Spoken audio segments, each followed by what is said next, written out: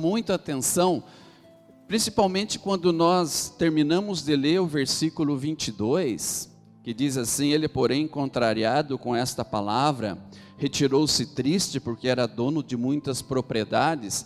E aí normalmente a gente diz assim termina a leitura do Evangelho. Mas onde está o Evangelho aqui? Parece que você olha, procura, que pesquisa, se aprofunda, parece que só tem lei nesse texto. Parece que só tem reivindicação daquilo que precisa ser feito para se alcançar o céu. Mas o que está acontecendo? Onde está o Evangelho? A história ela é interessante. Ela conta que alguém muito preocupado com a salvação eterna procurou o Senhor Jesus Cristo. Os textos paralelos dizem que era uma pessoa bastante jovem. Aqui não diz exatamente isso. Diz que uma pessoa correu até onde Jesus estava, prostrou-se diante dele, e como diz aqui o nosso texto, ele faz um pedido. Ele diz assim: bom mestre, na verdade é um pedido que se manifesta em pergunta, né? Que farei para herdar a vida eterna? O que nós vemos neste jovem é que realmente a questão da vida eterna era uma questão que o preocupava. Realmente ele queria ir e obter a salvação eterna. Ele queria de fato herdar a vida eterna. E claro, Jesus, percebendo e fazendo a leitura correta daquilo que estava dentro do coração daquele jovem, ele diz assim, e ele responde com uma outra pergunta. Ele diz: por que me chamas bom? Ninguém é bom senão um que é Deus. O que será que Jesus estava tentando mostrar nesse primeiro momento? Jesus estava tentando mostrar para aquele jovem neste momento que Deus e sua graça é a fonte de todo amor.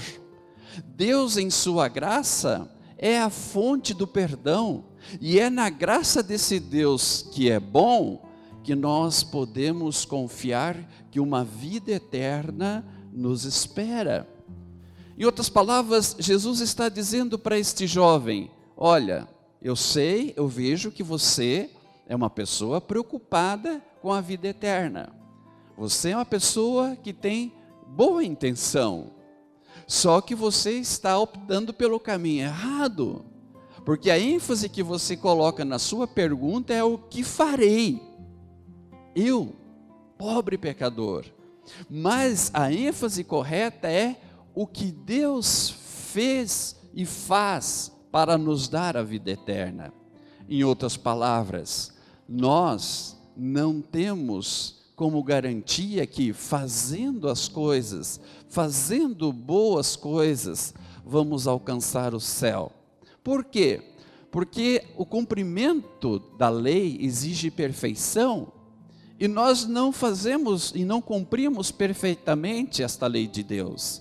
Tanto é que realmente o jovem sabia de cor e salteado, como se ele falasse assim: manda aí, Jesus, manda aí, quais são os mandamentos que eu tenho que seguir? Daí Jesus aqui vai falando: olha, sabes os mandamentos?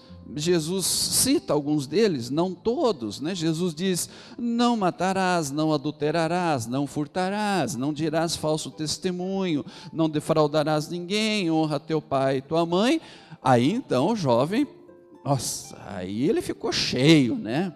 Ele disse: não, mas aí é tranquilo, gente, isso aí eu tenho feito desde a minha mocidade.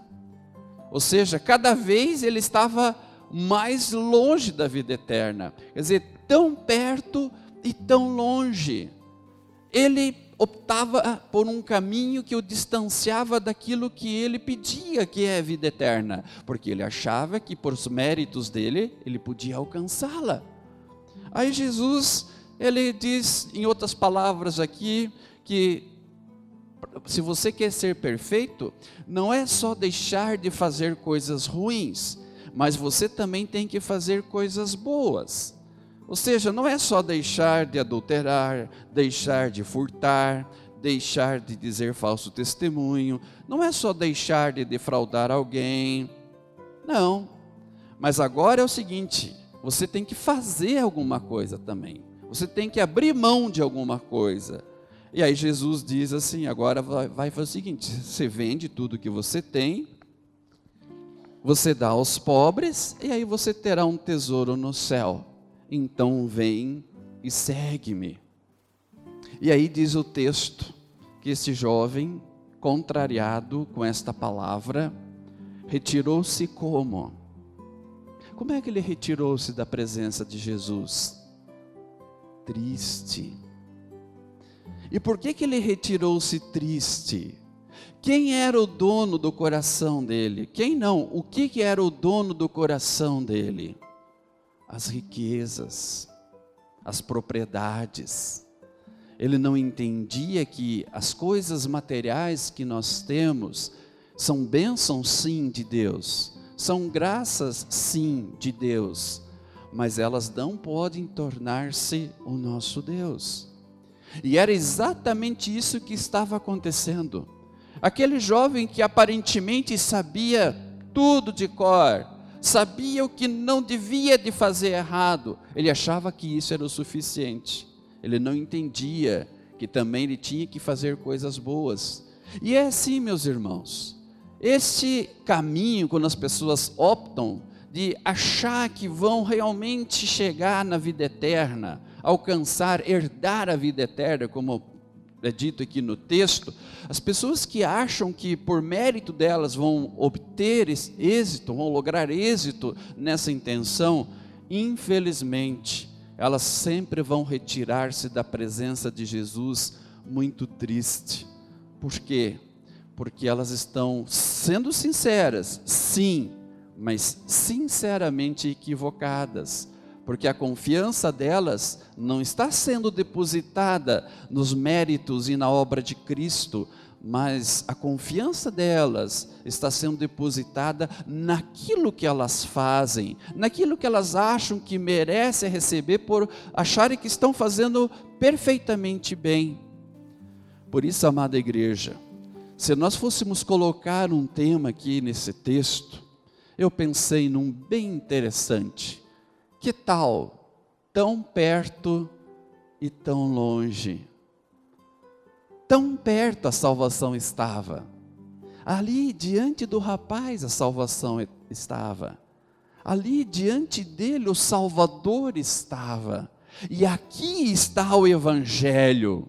Nós podemos sim dizer, quando lemos o versículo 22 e encerramos essa perícope, podemos dizer sim, assim termina a leitura do Evangelho. O Evangelho está presente aqui sim, porque o Salvador, Jesus, o Deus que se fez carne e habitou entre nós, Ele estava ali, diante daquele rapaz que estava iludido, achando que pelas suas obras e sua suposta perfeição, ele fazia por onde para herdar a vida eterna, herdar o reino de Deus.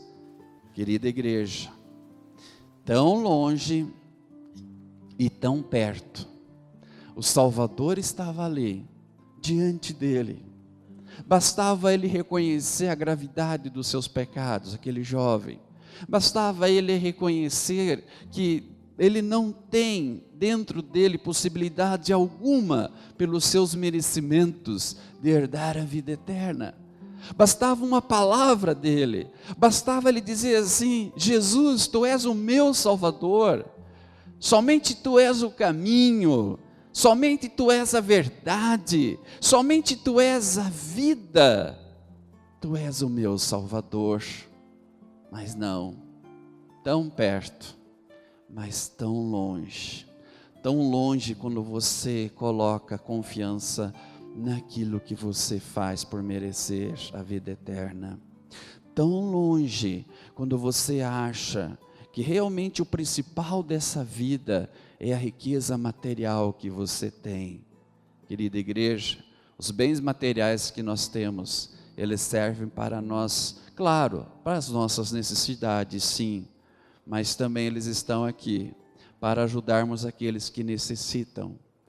Os bens que Deus nos concede também estão ali e que precisam ser disponibilizados para o crescimento do reino de Deus.